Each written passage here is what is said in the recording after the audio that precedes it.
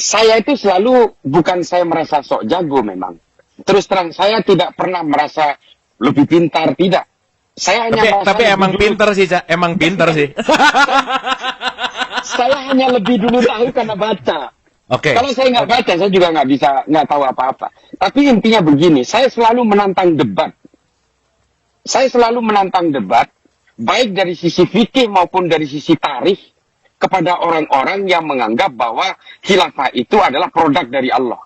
Saya selalu menantang itu. Sampai saya bikin video untuk menjawab-jawab Felix Xiao, Ismail Yusanto, itu selalu saya bikin videonya.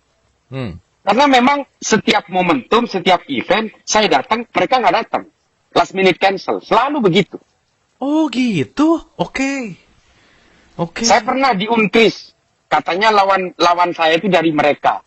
Sampai sana ternyata saya ngasih materi sendirian. Karena sebelah saya nggak hadir. Alasannya ada saudaranya sakit, tapi oke lah. Tapi bagi saya, mari kita berbicara soal fikih, bukan mau adu menang-menangan, tapi konsep diskursus pemikiran ini adalah bagian dari tradisi Islam. Makanya jangan kemudian menganggap bahwa khilafah ini sesuai keyakinannya, ini adalah kebenaran mutlak yang tidak bisa digugat. Ini soal pemikiran. Maka dari itu, marilah kita berdiskusi, kita berdebatlah kasarnya. Entah siapa, bukan soal kalah menang, entah siapa yang tersadarkan atau yang tersesatkan, ya silakan aja. Itu adalah produk dari diskursus keilmuan. Teori Darwin itu kemudian menjadi motor dari berbagai gerakan ateisme karena Darwin menang dalam perdebatan. Menang dalam diskursus keilmuan. Semua orang yang menulis antitesisnya Darwin itu dipatahkan semua oleh Darwin.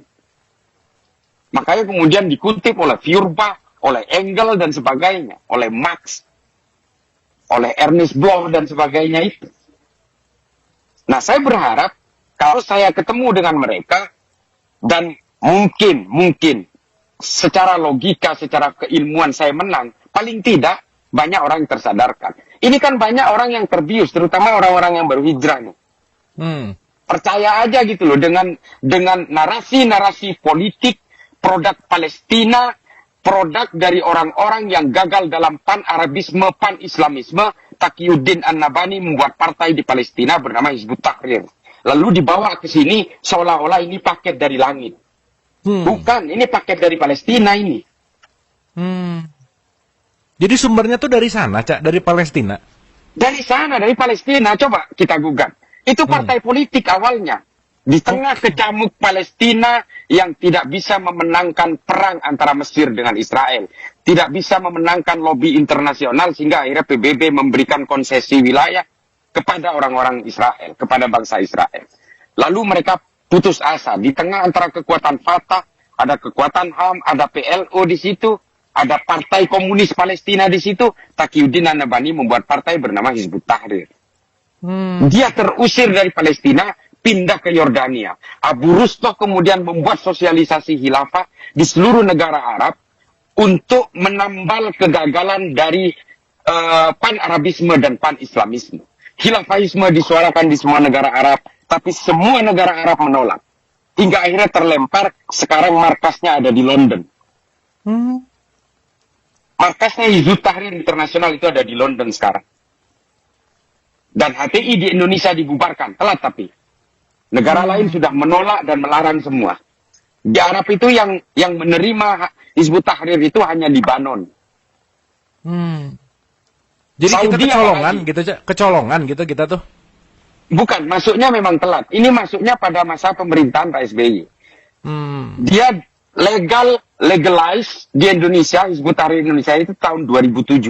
Pada masa Pak SBY. Deklarasinya di Gelora Bung Karno. Menteri-menterinya hadir. Adiaksa Daud hadir, bikin orasi, khilafah. Dia nggak tahu bahwa itu akan mematikan Pancasila. Bisa jadi tahu, tapi Pak SBY waktu itu memerlukan bandul-bandul politik. Prinsip politiknya Pak SBY itu kan zero enemy. Tapi kemudian dia salah. Dia menyemai bibit-bibit radikal itu sehingga kita hari ini sudah menjadi hutan lebat, dibabat nggak habis-habis. Itu persoalannya. Tapi banyakkan gibah ya dari tadi. Mohon maaf Pak SBY. Mohon maaf Pak SBY. Iya. Nah, ini kan kita belajar, Cak, bukan ngomongin jelek, Ya, kan kita belajar. kalau bicara sejarah kan nggak ada dispute, Kang Abu. Yes. Kalau Yes. bicara fikih, itu pasti dispute, karena pemikiran orang, tafsir orang kan berbeda. Tapi kalau sejarah kan nggak bisa digugat.